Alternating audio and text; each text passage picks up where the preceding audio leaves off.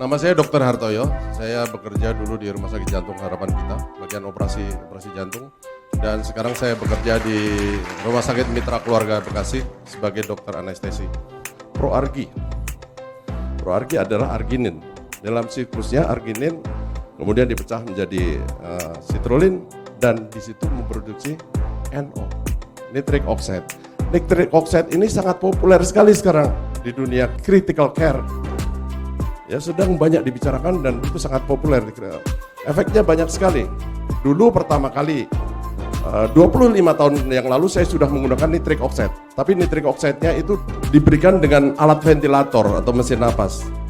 Digunakan pada bayi yang aspirasi mekonium, yang tersedak kotoran bayi yang keluar ke dalam ketuban yang hijau itu biasanya paru-paru tidak bisa berfungsi.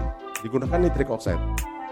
Kemudian digunakan untuk yang namanya PPHN, persistent pulmonal hypertension, yang tidak bisa diobati dengan mesin napas yang biasa karena terjadi hipertensi paru. Obatnya adalah nitric oxide.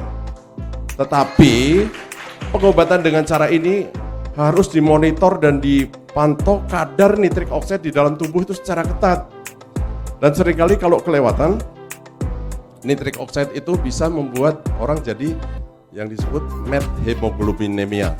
HB-nya nggak bisa ngikat darah, nggak bisa ngisi oksigen karena terjadi methemoglobinemia. Nah, kalau yang endogen, tubuh itu mempunyai satu autoregulasi. Nitric oxide-nya nggak akan kelebihan, nggak ada kurang karena ini akan diproduksi secara endogen melalui perubahan siklus arginin menjadi citrulline tadi. Dan efeknya bahwa ini akan membuat otot polos pembuluh darah itu menjadi rileks, sehingga kalau yang ada plak segala macam itu menjadi rileks, menjadi lebih longgar. Sebenarnya nitric oxide itu diproduksi oleh endotel pembuluh darah, lapisan dalam dari pembuluh darah.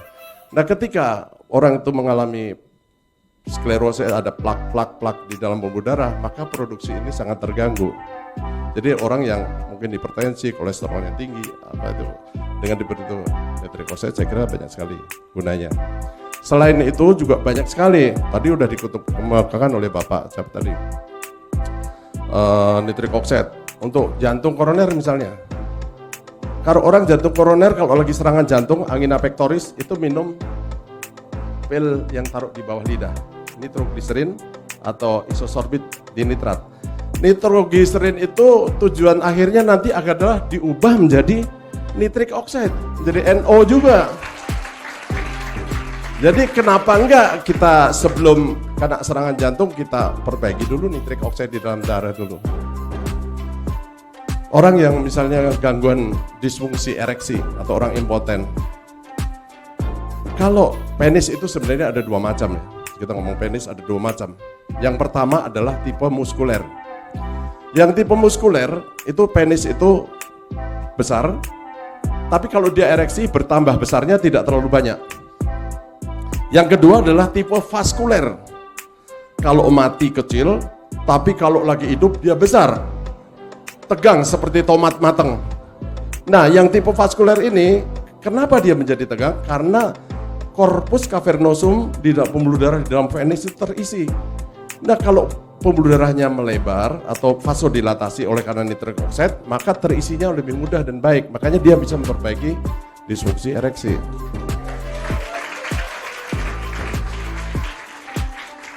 Untuk otak saraf, nitric oxide adalah suatu neurotransmitter. Dia adalah suatu pembawa sinyal pesan antara sel saraf yang satu dengan sel saraf yang lain, sehingga memudahkan hantaran saraf itu menjadi lebih baik.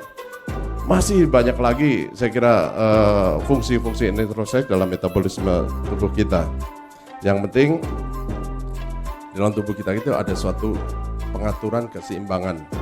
Selalu balance gitu ya. Ya, terima kasih untuk Bapak Ibu sekalian.